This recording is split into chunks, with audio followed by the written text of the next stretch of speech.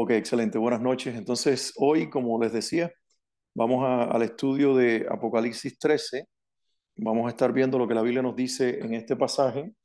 En el subtítulo de la Biblia, al menos la Reina Valera 60 que tengo aquí conmigo, dice las dos bestias.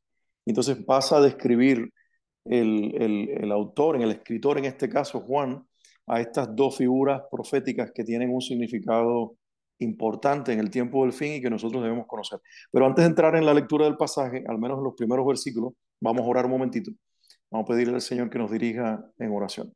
Padre, hoy oramos y te pedimos dirección, te pedimos tu cobertura, te pedimos la presencia del Espíritu Santo. Te damos gracias porque podemos contar en esta reunión, en esta conexión, en esta noche, con la presencia y la guía del Espíritu Santo. Y te damos gracias porque tú nos has, Señor, capacitado, bendecido, tú nos has investido con el poder del Espíritu Santo, con la sabiduría, el discernimiento, con todo, Señor, lo que viene de tu presencia, la persona del Espíritu Santo.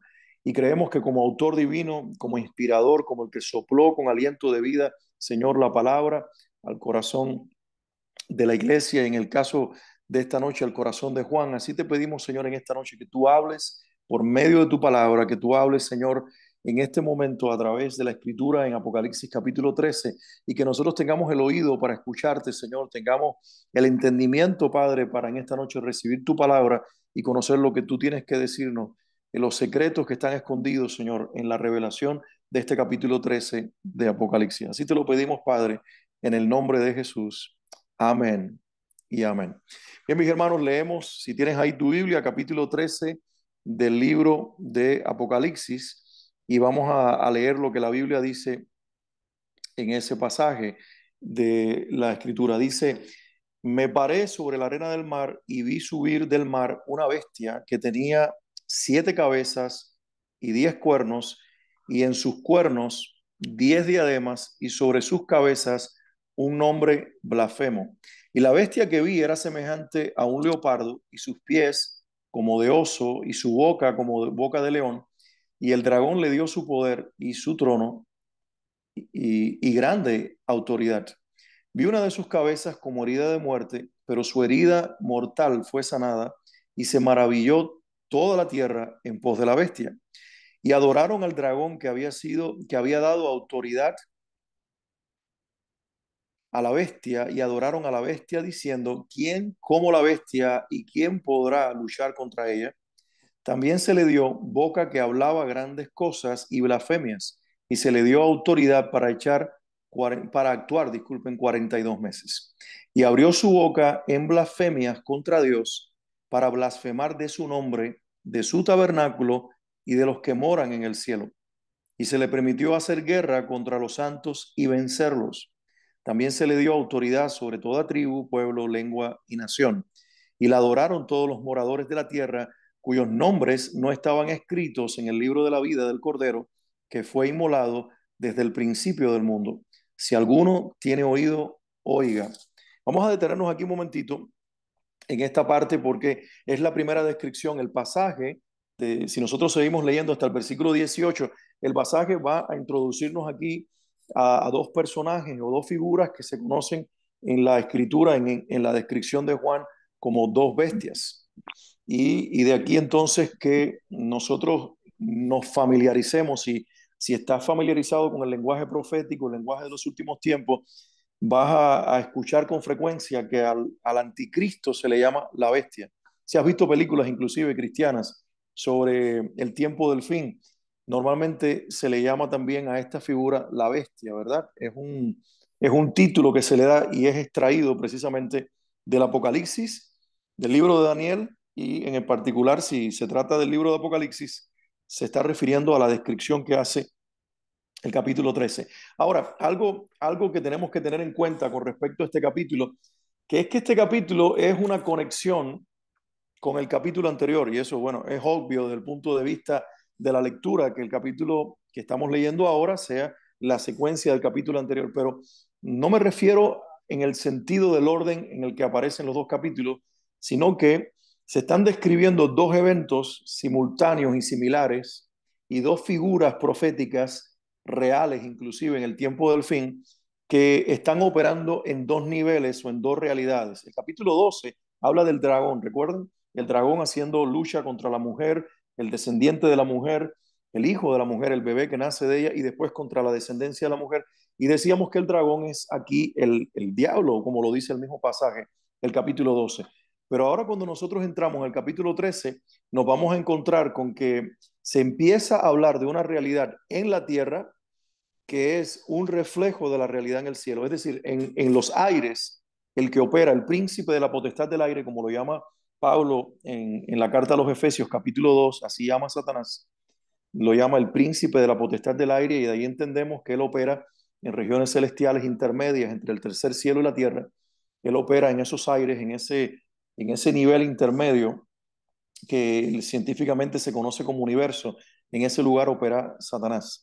Y este es el que tiene una operación en la tierra, pero nunca directamente, siempre indirectamente. Él tiene que usar elementos humanos. Y por eso entramos al capítulo 13. Juan abre la profecía. Dios le muestra a Juan estas dos figuras bestiales, inicialmente la que acabamos de leer, con toda la descripción que hace, para que veamos que en la tierra va a haber un reflejo, un eco de lo que es la guerra espiritual en lugares celestiales. Así que el diablo está operando desde la dimensión espiritual, pero él tiene agentes naturales que van a estar en la tierra y que van a estar poseídos por Satanás y por sus demonios, y van a estar operando en total obediencia al diablo. Y esta primera figura que aparece aquí de la bestia es una referencia a una persona, pero también a un reino que son dominados, que son investidos, que son poseídos por el propio Satanás. Vamos a leer un poquito más detenido cada versículo e ir viendo algunas cosas que son interesantes en lo que nosotros leímos, los versículos del 1 al 9 del capítulo 3. Ahora, antes de leerlos y empezar a leer de nuevo el versículo 1 y ir viendo toda la interpretación de lo que ahí dice, si ustedes quieren hacer alguna pregunta de lo ya leído y tienen algunas preguntas que les surgen de la lectura, de la descripción de esta primera bestia, pueden abrir micrófonos y hacerme una pregunta, tengan la libertad de hacerlo. Así que si en este momento, antes de yo entrar a ir viendo versículo por versículo lo que significa este pasaje, a ustedes ya les surgió una pregunta, yo les doy libertad para que abran micrófono y me digan su pregunta, y así intentar responderla desde precisamente lo que el pasaje dice. Si no, de una vez leo el primer versículo, que ya lo leímos, pero entrando detenidamente a ver esta interpretación de la profecía. ¿Ok? Bueno, dice el pasaje: me paré sobre la arena del mar y vi subir del mar una bestia que tenía 7 cabezas y 10 cuernos, y en sus cuernos 10 diademas, y sobre sus cabezas un nombre blasfemo.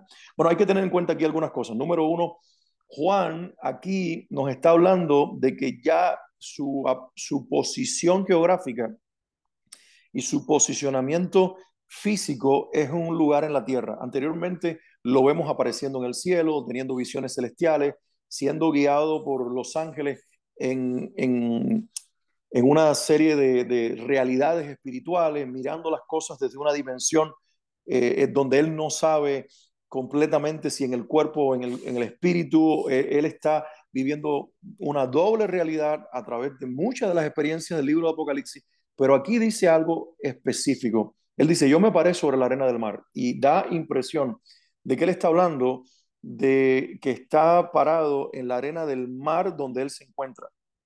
¿Y dónde está Juan cuando él recibe la interpretación o recibe la profecía del libro de Apocalipsis, lo que es la revelación del Apocalipsis? Él está en la isla de Patmos. Patmos es una isla que se encuentra en lo que en aquel tiempo era el Imperio Romano, que había pertenecido inclusive al Imperio Griego en su momento, y está en la región del Mediterráneo.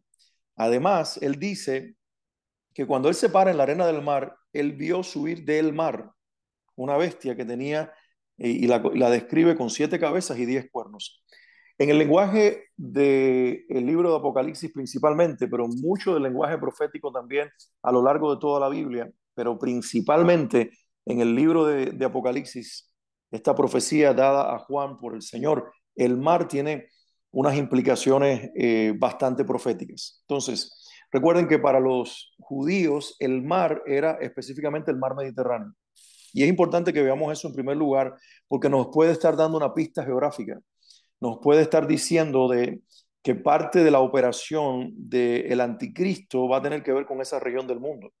Recuerden que en los días en los que Juan escribe, el reino que estaba imperando era el Imperio Romano, pero el Imperio Romano se extendía desde Roma, lo que es hoy Italia, y se seguía extendiendo desde esa geografía a lo largo de todo lo que es la Europa hoy conocida como Europa Oriental, y venía bajando hasta llegar a Turquía, que en aquel tiempo era parte del Imperio Romano, antiguamente había sido parte del Imperio Griego, y es la antigua Anatolia, es una región, la parte este, y, precisamente a la que Juan le dirige las cartas iniciales del Apocalipsis, están en la parte sureste de lo que hoy es Turquía y en algún momento se conoció como Anatolia.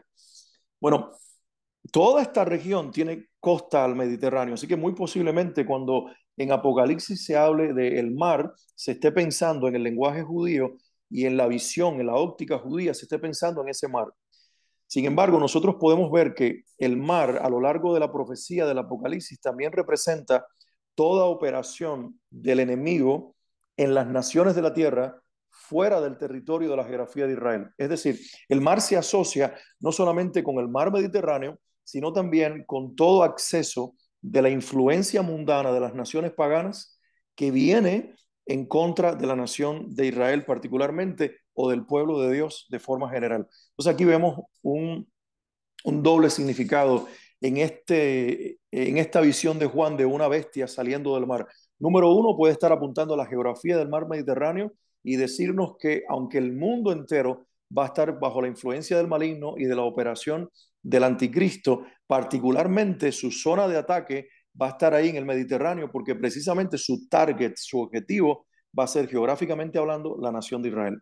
Ahora, el mar también significa, para los judíos no eran una nación marítima.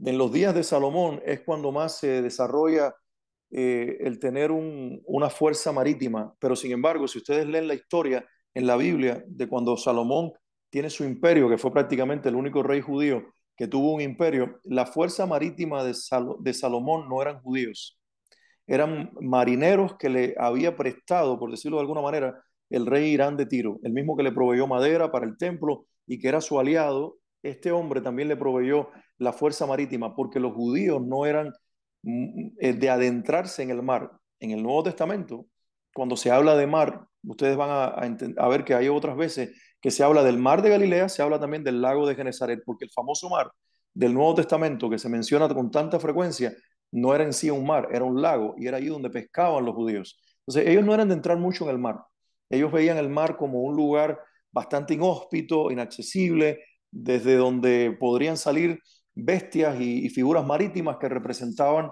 al maligno. Entonces, con esa figura y esa interpretación y esa visión, vamos a decir, nacional que el pueblo de Israel tiene, pues Dios le da una visión a Juan saliendo una bestia del mar. Y todo esto que yo he dicho hasta ahora, si nosotros lo conjugamos, nos muestra varias cosas. Número uno, nos muestra una posible geografía de mayor operación en los tiempos finales del anticristo, que va a ser en lo que se conoce hoy como la región o la cuenca del Mediterráneo, principalmente gran parte de ese territorio donde pondrá, en algún momento se dice así en Apocalipsis, donde la bestia pondrá su campamento, puede ser hoy lo que se conoce como Turquía, la parte sureste de Turquía o toda la región sur de Turquía, pero principalmente el sureste que da al Mediterráneo, pudiera ser que allí se establezca la base militar del anticristo. Curiosamente, hoy en Turquía se encuentra una de las bases militares más grandes del mundo que está en poder de la OTAN, está en poder del NATO, como se le dice en inglés,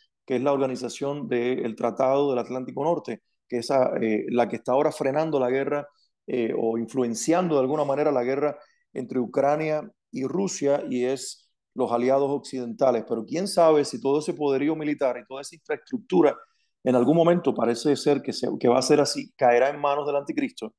Y quizás esa misma infraestructura que ya está creada, él la usará para crear parte de su campamento en la tierra que queda al norte inmediato de Israel y que da en la cuenca del Mediterráneo. Ahora, a la misma vez, esa salida de la bestia del mar implica que va a ser un movimiento de naciones, va a ser un movimiento donde un hombre, que es la figura humana de la bestia, tendrá un imperio y tendrá un gobierno que tiene sus tentáculos en el mundo entero y por eso sale del mar, representando que será una gran confederación de poderes mundiales, todo bajo el dominio, el control y el mando de una sola persona.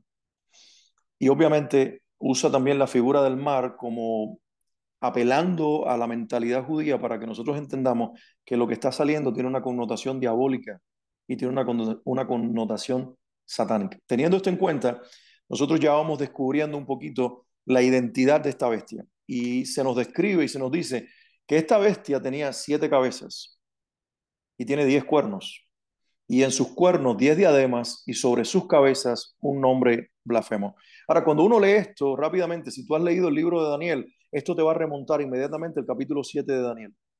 ¿Por qué? Porque en el capítulo 7 de Daniel, Daniel tiene una visión que Dios le da de los últimos días, donde aparecen varias bestias y varias figuras de lo que serían los imperios ya existentes o por existir. Y le muestra un león, por ejemplo, que ya va a aparecer más adelante la misma descripción, le muestra un leopardo, le muestra un oso y le muestra una bestia. Y esta bestia que le muestra, que es el cuarto reino y que representa al imperio romano, es diferente a todas las demás. Le muestra el Señor a Daniel en el capítulo 7 y le habla de una bestia que tiene múltiples cabezas, etcétera, etcétera. Y también en otra de las profecías de Daniel, si mal no me recuerdo ahora, tengo dudas si está en el capítulo 9, capítulo 11, porque estoy apelando a mi memoria. Se habla también de 10 cuernos que van a estar y un cuerno pequeño que derrota a 3 de ellos y se establece como el principal. Toda esta figura que Juan está usando aquí puede ser ajena para nosotros, pero era conocida para el lector del Nuevo Testamento que tenía principalmente origen judío. Entonces, todos los que tenían un trasfondo judío o que habían tenido cierta cercanía a las profecías del Antiguo Testamento y en particular a la profecía de Daniel, esta no era una descripción ajena para ellos. Ellos tenían inmediatamente que reconocer lo que Juan está diciendo aquí es lo que profetizó Daniel. Entonces Juan nos está hablando de un tiempo en el cual la profecía de Daniel va a tener cumplimiento. Recuerden que cuando iniciamos este estudio, yo les dije a ustedes que al final del libro de Daniel, el Señor le dice a Daniel, Daniel, sella la profecía, séllala hasta los tiempos del fin, como queriendo decir, la interpretación y el entendimiento de esta profecía va a quedar sellada, la van a leer y no la van a entender. Pero a Juan en algún momento, cuando le da su revelación, le dice, no selles tu profecía. ¿Por qué? Porque habla de un tiempo en el que la iglesia está operando en la tierra, tiene el Espíritu Santo que da entendimiento y da comprensión de lo profético y por eso la profecía no está sellada, porque ya hay una generación que porta al Espíritu Santo y que puede entender las escrituras. Eso es lo que significa el que esta profecía del libro de Apocalipsis no esté sellada.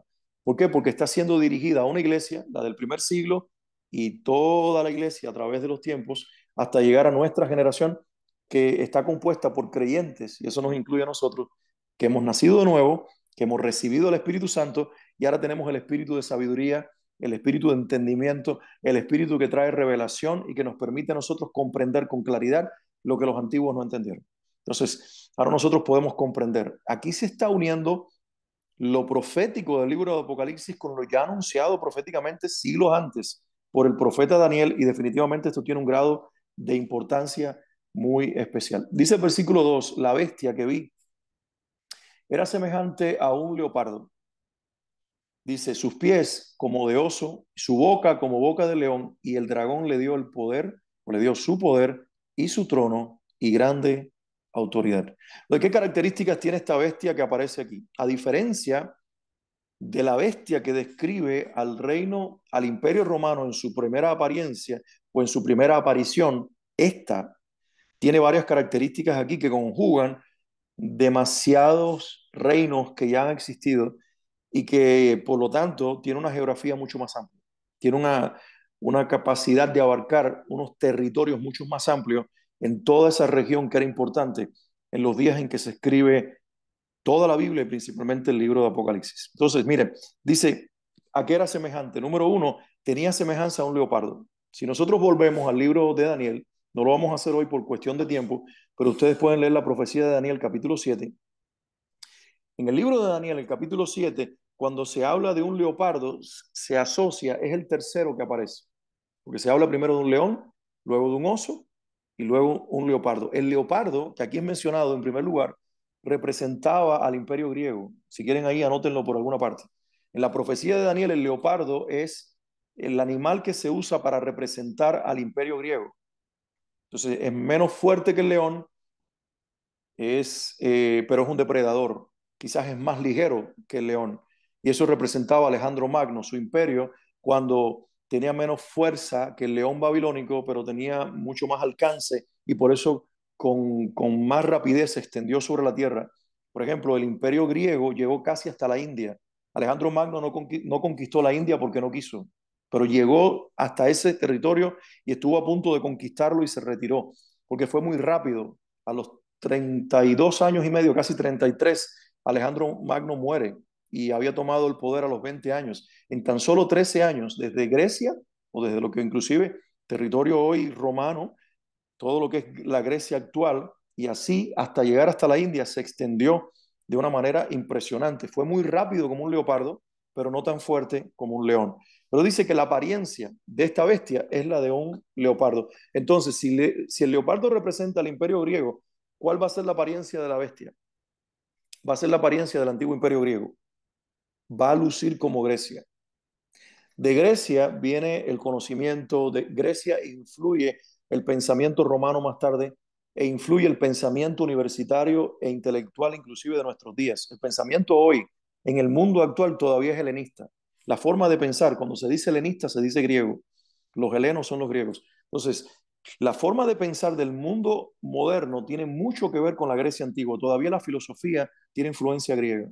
Todavía las ciencias políticas tienen influencia griega. La medicina actual todavía tiene influencia en la medicina de los griegos, que a su vez habían sido influenciados por otras culturas, pero principalmente los griegos internacionalizan con Esculapio la medicina, etcétera, etcétera. La filosofía de Aristóteles, de Platón, tiene todavía hoy influencia. Entonces, Grecia representa al mundo occidental intelectual y al mundo occidental, principalmente europeo, como inclusive lo conocemos hasta el día de hoy. La apariencia de esta bestia va a ser la apariencia del imperio griego, posiblemente refiriéndose a un resurgimiento del antiguo imperio romano, pero con esa apariencia impresionante, intelectual, completa, que abarca mucho de los griegos antiguos. Pero dice algo más, no solamente tenía semejanza a un leopardo, no solamente se parece a Grecia, los pies eran como de oso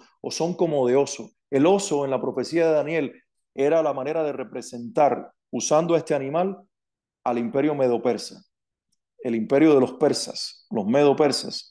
¿Quiénes son los medo-persas en la actualidad? Bueno, los persas son los iraníes. Entonces ya vamos nosotros uniendo aquí algunas cosas. Los pies, ¿qué representan los pies? Bueno, con los pies se camina. Significa el desplazamiento, la forma en la que se mueve, la forma en la que procede. Entonces estamos viendo aquí que esta es una bestia que tiene apariencia europea, intelectual, griega, que puede ser rápida en su abarcar geográfico como el antiguo imperio griego, que puede dar la impresión de que es intelectual, de que es inteligente, de que es filósofa, de que goza de todas las características del antiguo imperio romano, del imperio griego, disculpen, pero sin embargo, su proceder puede ser como el de los antiguos persas, que eran crueles y destructivos y que tienen inclusive hoy una expresión más limitada, pero todavía viva, del antiguo imperio persa a los iraníes modernos. Esto nos da a nosotros ya ciertas pautas, ¿verdad? Y además dice, no solamente tenía pies como de oso, sino que su boca era como de león. En la profecía de Daniel, anoten allí si están tomando nota, el león, que de hecho es la primera figura de un animal aparecida en la visión de Daniel 7, el león representa a Babilonia. El león representa a Babilonia.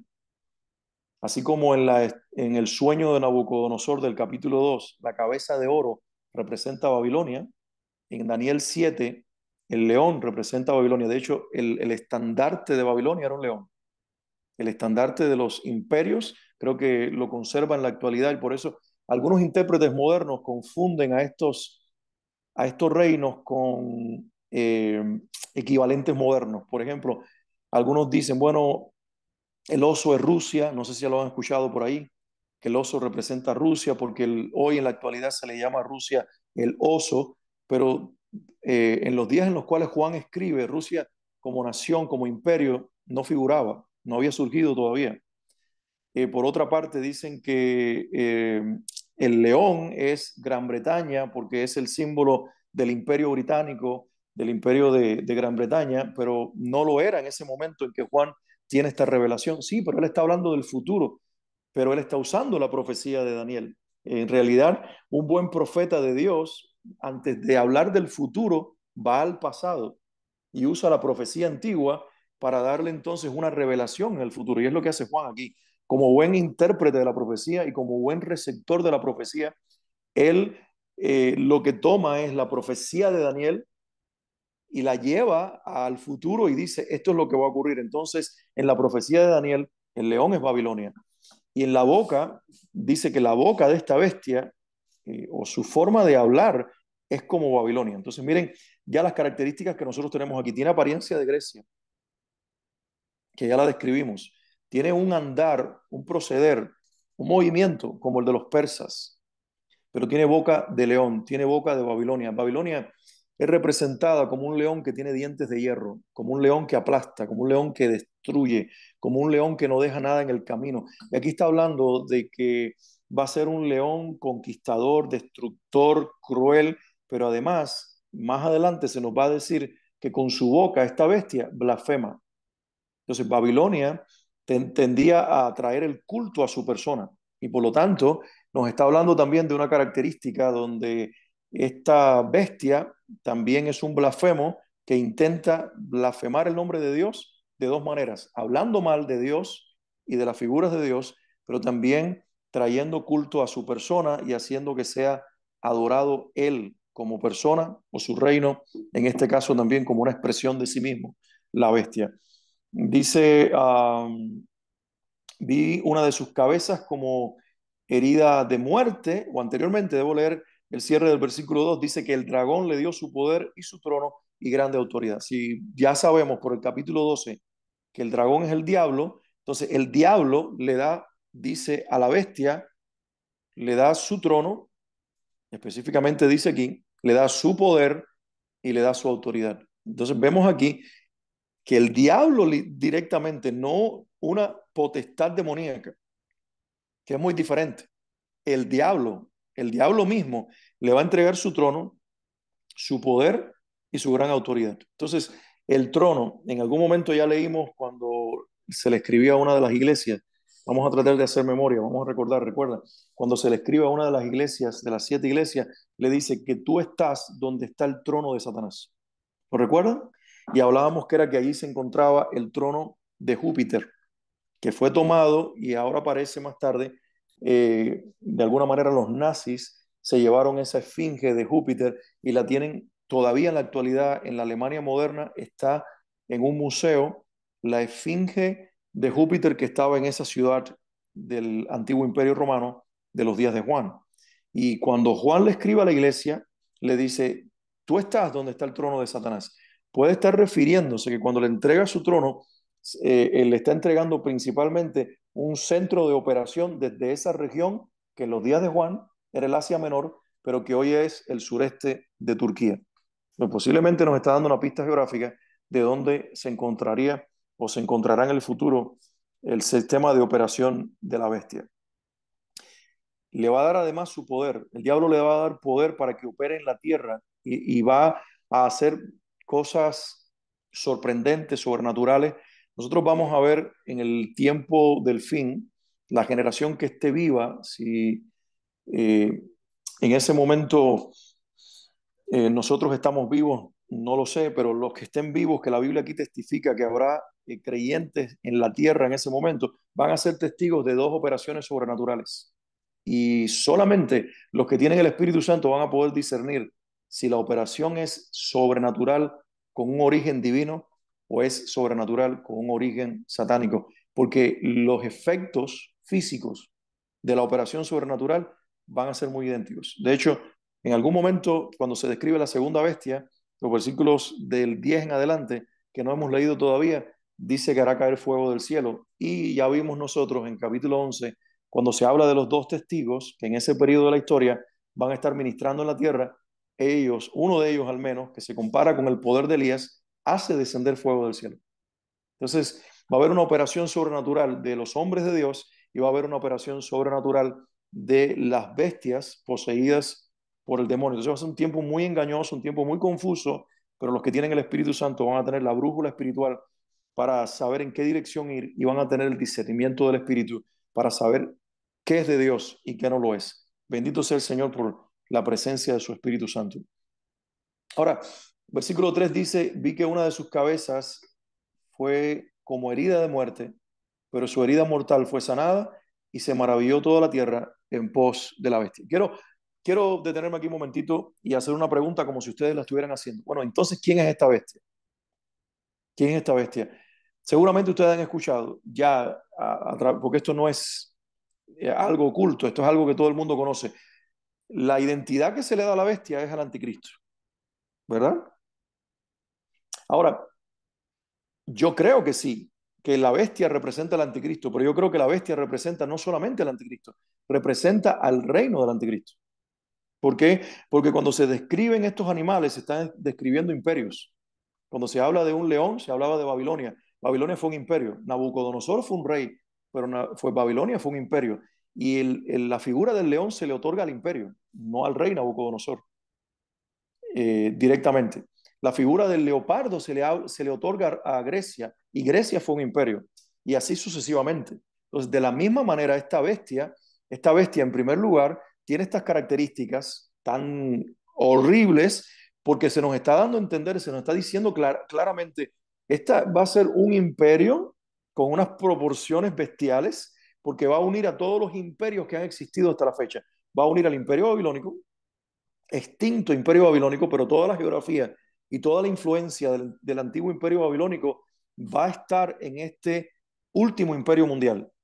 Entonces, el antiguo imperio babilónico, todo lo que representaba, toda la geografía, todo el poder que en su momento tenía va a resurgir y va a estar dentro del imperio de la bestia, pero también toda la influencia espiritual maligna que estaba asignada o operaba a través del imperio babilónico va a estar incluida en esta bestia. Número dos, todo toda la geografía de Persia, todo el poder maligno de Persia, toda la connotación militar, geográfica, en fin, todo lo que en aspecto natural y espiritual Persia tenía, va a resurgir en los días de la bestia de Apocalipsis 13 y va a estar en operación en la tierra. Pero ahora se suma un tercer imperio, Grecia. Todo lo que la Grecia de Alejandro Magno fue en los días en que él operó, va a resurgir, pero va a estar dentro de esta bestia. Esta bestia va a ser la suma de todo esto y se va a sumar algo más, otra bestia más, que es Roma.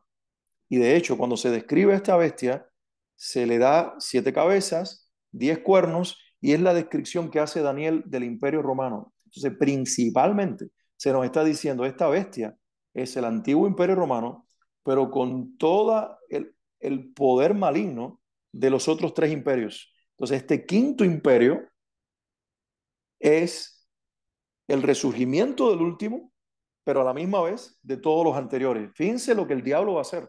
Va a tomar a todos los poderes, Europa, que representa inclusive también el mundo occidental que abarca hasta nosotros, y va a tomar también Persia, va a tomar Babilonia, va a tomar Grecia y todo lo que eran aquellos imperios en geografía, en poderío militar, en alcance natural, más en todas las entidades y potestades demoníacas que operaban particularmente en aquellos imperios, se van a unir y van a estar bajo el dominio de este imperio que va a tener connotación espiritual y natural de una magnitud que solamente puede ser descrita en una bestia desproporcionada y de una bestia horrible.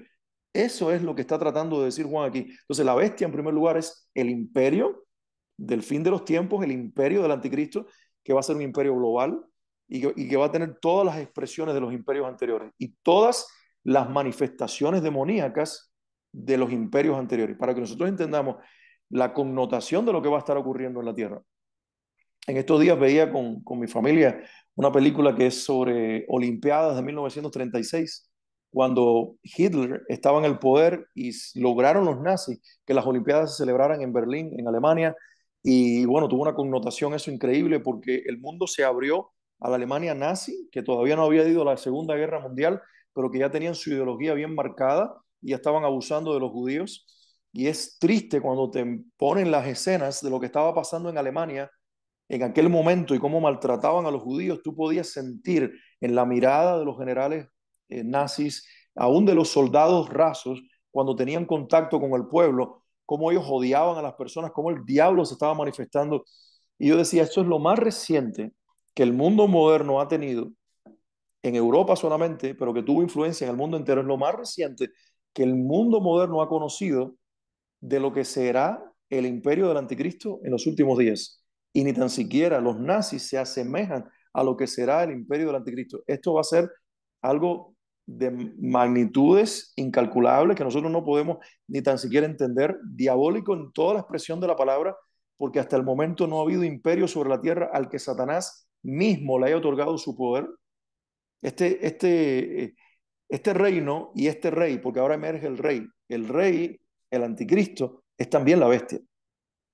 Porque así como Roma era el César y César era Roma, asimismo, eh, el anticristo va a ser su imperio y su imperio va a ser él. Entonces va a haber una fusión entre su dominio y él como persona que se va a ver en la escritura como si fuera lo mismo. Esta figura del anticristo, ahora hablando de él como figura personal, es un engendro de Satanás. Por eso muchos teólogos, y yo creo que es verdad, hablan de una trinidad diabólica.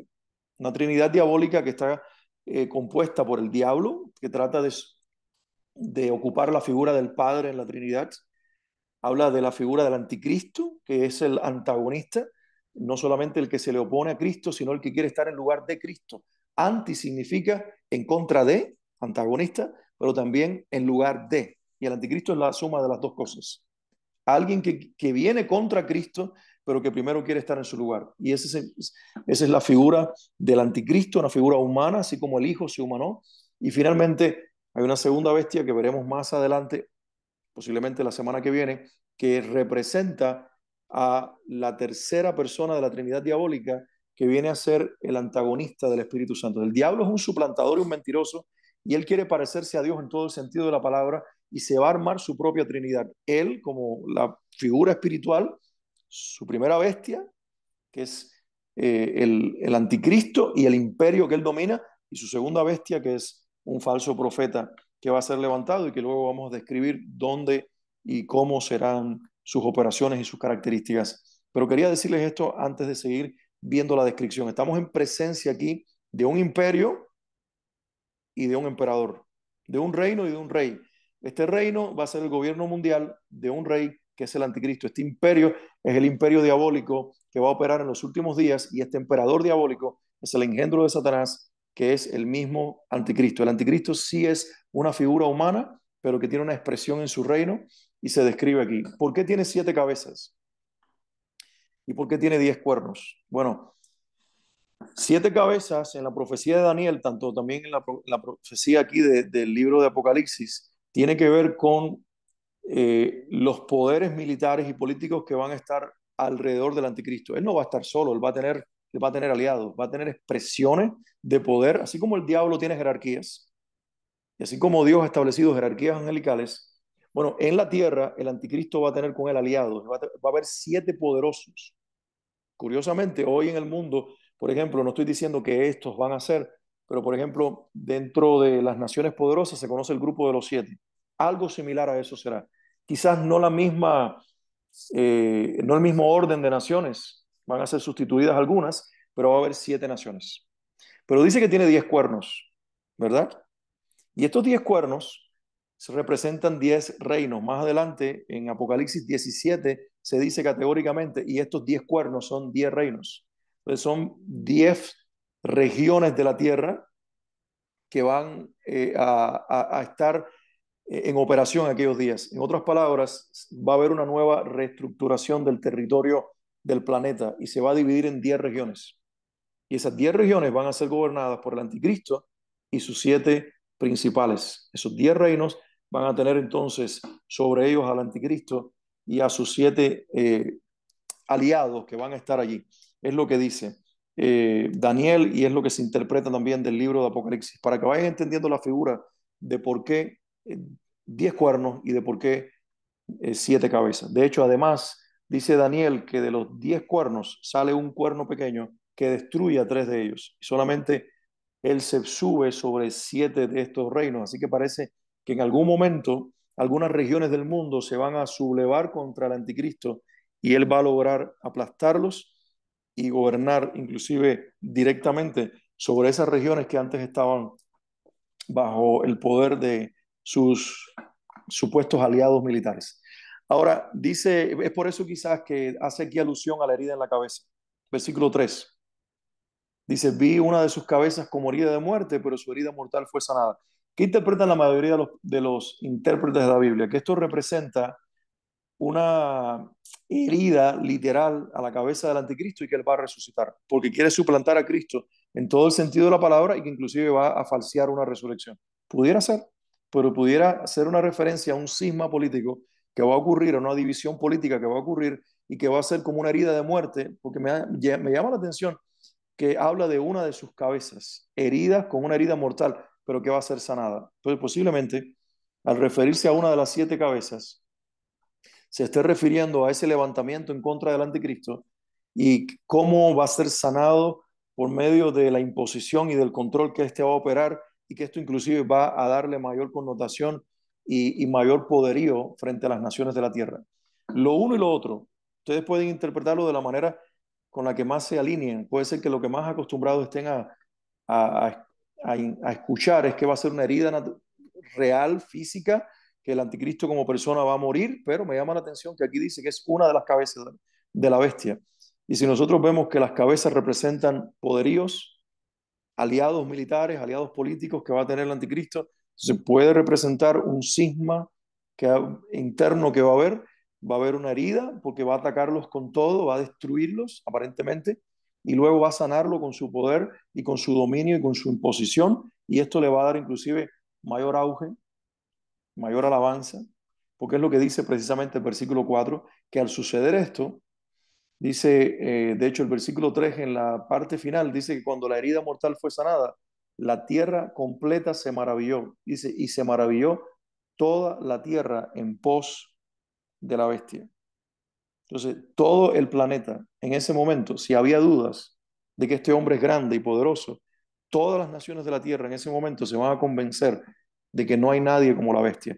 Porque dice el versículo 4 que entonces adoraron al dragón. Mira esto, ¿el dragón quién es? Satanás. Entonces, esto que va a suceder, esta herida sanada, va a hacer que las naciones de la tierra se convenzan de la grandeza, de la maravilla, de la bestia y adoren al diablo directamente. Va a haber una adoración a Satanás universal o en todo el planeta. Adoraron al dragón que había dado autoridad a la bestia y adoraron también a la bestia, diciendo, ¿quién como la bestia? Y ven ustedes la expresión que usa aquí, por eso yo creo que es un conflicto militar que va a haber internamente y que él se va a imponer. Dice, ¿y quién podrá luchar contra ella?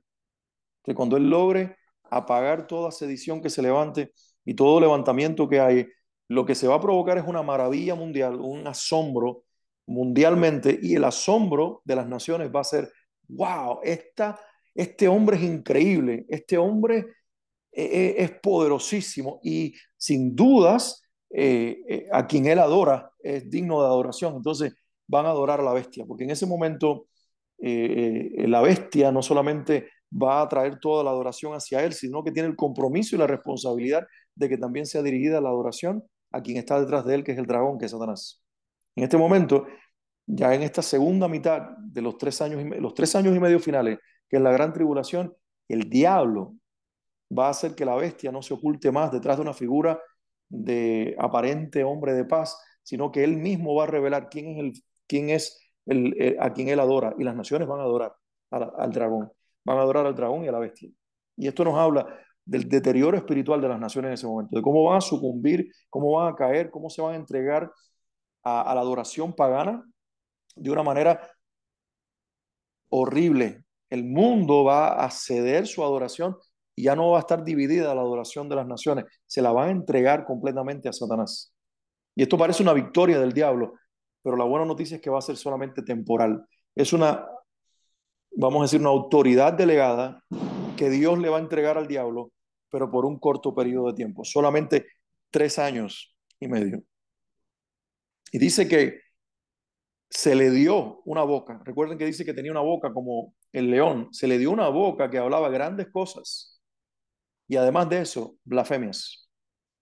Y se le dio autoridad para actuar 42 meses. Aquí aparece de nuevo la misma suma de meses, que significa 3 años y medio. Se nos está hablando del último periodo de la historia de la humanidad como nosotros lo conocemos ahora, el periodo de 3 años y medio final de la historia humana, que se conoce en las escrituras como la gran tribulación. Así Jesús lo llamó. Va a haber una gran tribulación, Mateo 24, cual no ha habido nunca, y realmente en aquel día, si los días no fueran acortados, aún los escogidos corren el peligro de perderse. Dice Jesús en Mateo 24, la gran tribulación. Va a ser tiempo de abominación, va a ser tiempo de muerte, va a ser tiempo de persecución, va a ser tiempo en que el diablo y su bestia o sus bestias se van a levantar sobre la tierra y pareciera que han vencido, pero serán solamente 42 meses. Y me encanta que Dios le ponga término a este periodo de la historia, porque es una buena noticia. El diablo en su mayor expresión solamente tendrá 3 años y medio para operar. Y eso puede parecer mucho cuando uno está bajo la prueba, pero cuando uno conoce la fecha y uno tiene la cifra exacta, en la medida que avanza el tiempo, en ese periodo de la historia los días sí se van a poder contar. En ese momento de la historia, cada uno que esté vivo y tenga el Espíritu Santo podrá contar los días uno tras otro y decir, falta menos. El diablo está a punto de ser derrotado, el anticristo, su falso profeta, su reino, su imperio, su influencia están a punto de ser aplastados.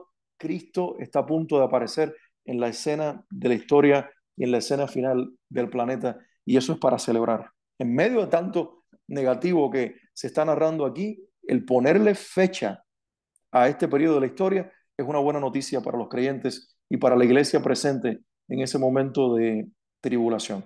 Versículo 6 dice, abrió su boca en blasfemias contra Dios. Y me llama la atención que cuando él blasfema contra Dios, la blasfemia en realidad va dirigida en 3 direcciones. Miren ustedes aquí. Número 1, blasfema el nombre de Dios.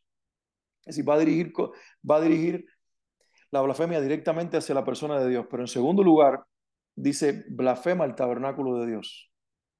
Entonces puede estar refiriéndose al templo levantado en Jerusalén y a la gran abominación mencionada por Daniel en su profecía, que dice, y cuando vean la gran abominación ocurrir, entonces, y Jesús lo usó también, cuando ustedes vean la ciudad desolada y la gran desolación que está ocurriendo, ustedes saben qué tiempo están viviendo, qué tiempo profético están viviendo el sufrimiento de Jacob, están viviendo el final de los tiempos, están viviendo el preámbulo histórico antes de la venida gloriosa del Hijo de Dios. Y eso es lo que está haciendo referencia Juan aquí, detrás de la descripción de lo que se está diciendo aquí en términos de blasfemias, se está enviando un mensaje a la iglesia. Este es el periodo profetizado por Daniel, esto es lo dicho por el Señor en Mateo 24.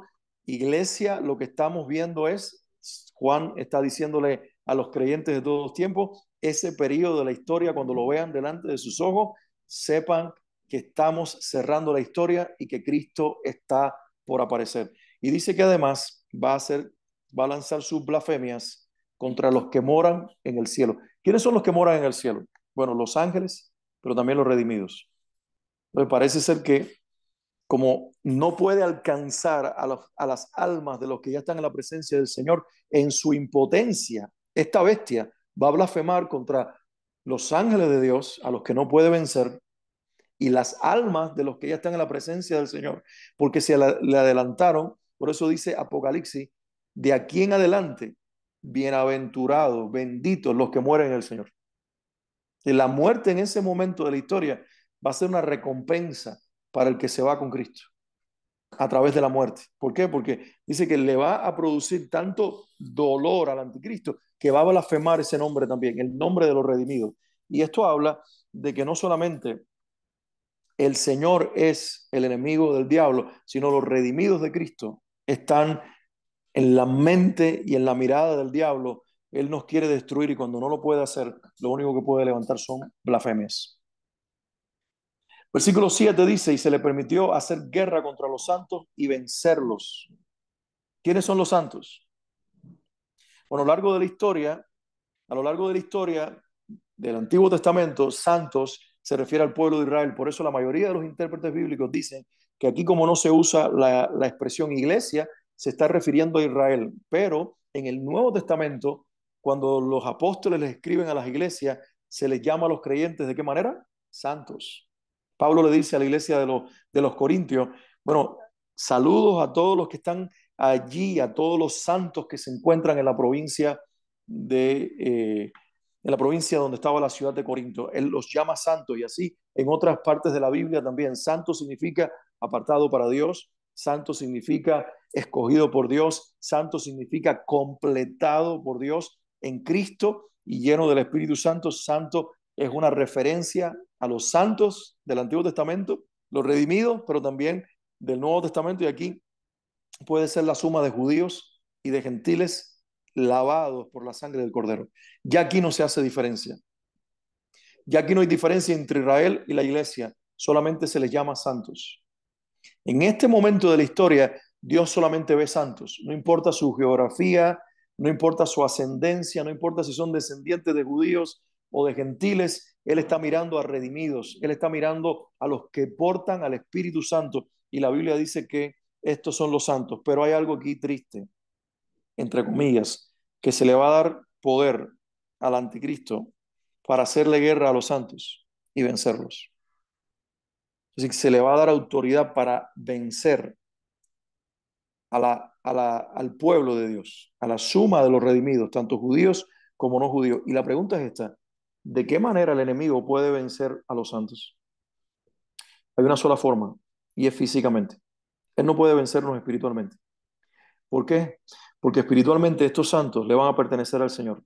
Estos santos van a estar marcados con la marca del Hijo de Dios. Sus almas no pueden ser vencidas. Sus almas van a aparecer en la presencia de Dios. La única forma en que el enemigo puede vencerlos es con la muerte natural. Por eso dice el Señor en el Nuevo Testamento, recordarán a Cristo que dijo: no tengas temor al que puede matar el cuerpo, sino ténganle miedo a aquel que tiene potestad para echar su alma en el infierno. Ténganle temor reverente a Dios, que es el único que tiene potestad para darle destino a tu alma, sea dirigirla al cielo o al infierno, de acuerdo a tu decisión por su Hijo Jesucristo. Y él dice: no le tengan miedo al que tiene potestad para matar el cuerpo. Estaba refiriéndose al diablo, por supuesto, pero también hay una connotación profética en las palabras de Cristo que apunta a este momento de la historia y que tiene que ver con el derecho y la potestad que el Padre le va a otorgar a el anticristo de que temporalmente, por 42 meses, masacre, asesine y martirice a los cristianos. Y la pregunta es ¿por qué? Y la pregunta es porque, bueno, Pablo dijo cuando le escribió la carta a los filipenses: para mí el vivir es Cristo. ¿Y el morir qué es? El morir es ganancia. Fíjense la interpretación de Pablo: morir es ganancia. Entonces él muere martirizado en el primer siglo de la era cristiana. Pedro muere martirizado. Los demás apóstoles mueren martirizados. El único que muere de muerte natural es Juan, el que tiene la revelación del anticristo, porque no lo pudieron martirizar, pero todos fueron mártires. Pero ¿cómo Pablo describe la muerte en Cristo? Dice ganancia. Entonces Dios permite que sus hijos, sus santos, sean martirizados porque el diablo piensa que los está venciendo porque les vence el cuerpo y lo mata. Pero no saben que en realidad les está dando un pase a la eternidad donde ya ellos no serán tentados, no serán provocados, no serán martirizados inclusive, sino que la victoria absoluta y completa les será otorgada cuando entren por la puerta del cielo para celebrar a su Redentor y adorar a su Señor. Y dice la Biblia en el versículo 8: y la adoraron todos los moradores de la tierra. ¿A quién adoraron? A la bestia. ¿A quién adoraron? Al anticristo y al reino que él representa. Adoraron todos los moradores de la tierra cuyos nombres no estaban escritos. ¿Dónde? En el libro de la vida. El libro de la vida del Cordero, que fue inmolado ¿cuándo? Y esto está poderosísimo. ¿Cuándo fue inmolado el Cordero? Dice aquí Juan. No fue en el primer siglo de nuestra era, según la descripción aquí del pasaje. No, el Cordero fue inmolado desde el principio del mundo. Pero eso no fue lo que ocurrió. Cristo fue inmolado en el comienzo de nuestra era. Cristo fue inmolado cuando tenía 33 años y medio, casi 34 años. ¿Cómo es que dice aquí la Biblia que Cristo fue inmolado en el principio del mundo? Bueno, cuando tiene un diálogo Dios con la serpiente en el Edén y la mujer le dice, la serpiente me engañó. Dios le dice a la serpiente, voy a poner enemistad entre tu simiente y la simiente de la mujer.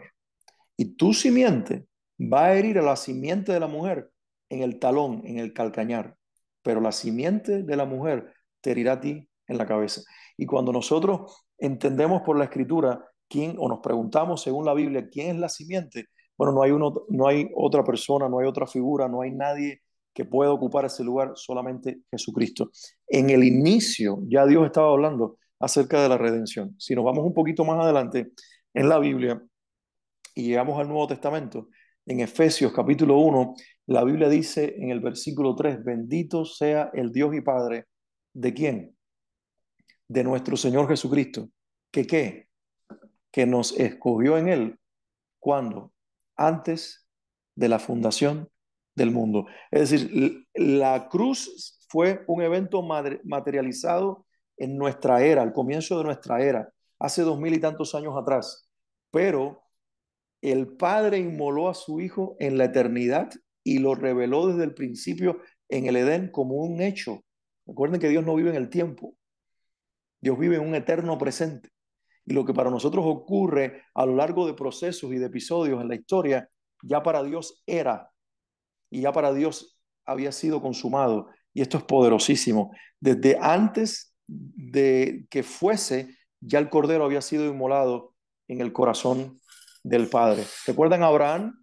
Quiero terminar con esta figura y este paralelo bíblico. A Abraham se le pide, sacrifica a tu hijo.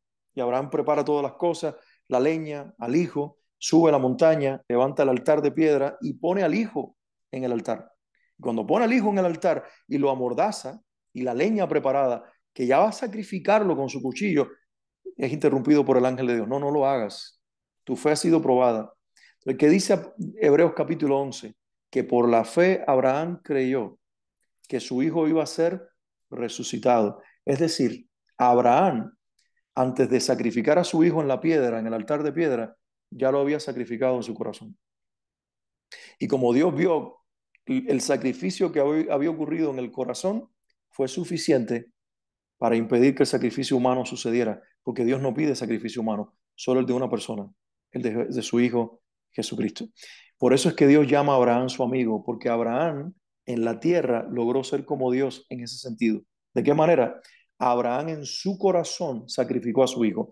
Y cuando aquí Apocalipsis dice que el Cordero fue inmolado desde el principio del mundo, está diciendo que la cruz que materializó la crucifixión en realidad simplemente expresó lo que ya había ocurrido en el corazón del Padre hacía siglos de siglos atrás. Hasta ahí llega el amor de Dios. Pero qué terrible que muchas de estas personas que adorarán a la bestia no aparecerán en ese libro de la vida, que es el libro de la vida del Cordero, el mismo que fue inmolado en el corazón del Padre, revelado en el Génesis y crucificado en el Gólgota siglos después. Qué tragedia que haya personas que pasen la eternidad sin Cristo, porque en lugar de rendirle adoración al que se la merecía, se la terminen rindiendo a la bestia y a Satanás. Y esto es detestable. Mis hermanos, nos detenemos aquí en estos primeros 9 versículos del pasaje. La próxima semana, con el favor de Dios, vamos a ver la descripción de la segunda bestia, pero resumiendo lo que hemos visto hasta ahora, ¿quién es esta bestia? ¿Cuál es su identidad? Bueno, esta bestia está identificándonos primeramente, está revelando en primer lugar cómo va a ser el reino, el imperio del anticristo, un imperio global que va a tener todo incluido en sí mismo, todos los poderes que han operado en la tierra a través de los siglos van a estar representados allí y va a ser una persona, va a ser un rey de carne y hueso, engendrado por Satanás, poseído por el mismo Satanás, que tendrá un trono natural, pero que será trono de Satanás, que tendrá poder y autoridad delegada y que obviamente será un blasfemo, un enemigo y un antagonista de Cristo y de la iglesia. Y esto es lo que está representando aquí. La próxima sección del pasaje, vamos a ver a la segunda bestia, pero vamos a ver también su operación y la famosa marca de la que tanto se habla. Esta famosa marca, ¿qué significa? Se da un número ahí que seguramente ustedes han escuchado muchas veces. Eso lo vamos a ver la próxima semana. 666. Y se dice que es el número de hombre y que el entendido sabe qué significa. Nosotros decimos, bueno, ¿qué significa? Vamos a verlo porque hay mucho que ver allí. Esto lo vamos a ver el próximo martes, pero nos detenemos aquí en el versículo 9 y la pregunta es para cada uno de ustedes, ¿qué pregunta tienen? Entonces que vamos a cerrar un momentito orando, cerramos la grabación y abrimos micrófono para los que tienen preguntas. Oramos un momentito. Señor, en el nombre de Jesús te damos gracias porque hoy hemos podido mirar las escrituras y llenarnos de conocimiento y de entendimiento con respecto, Señor, a el tiempo del fin, con respecto a este periodo de la historia en el que la iglesia, los santos, los redimidos, tanto de Israel como de las naciones, estarán, Señor, viviendo una experiencia de fe única, donde cobrará vida y sentido las palabras de Pablo en Filipenses, que el vivir es Cristo y el morir es ganancia.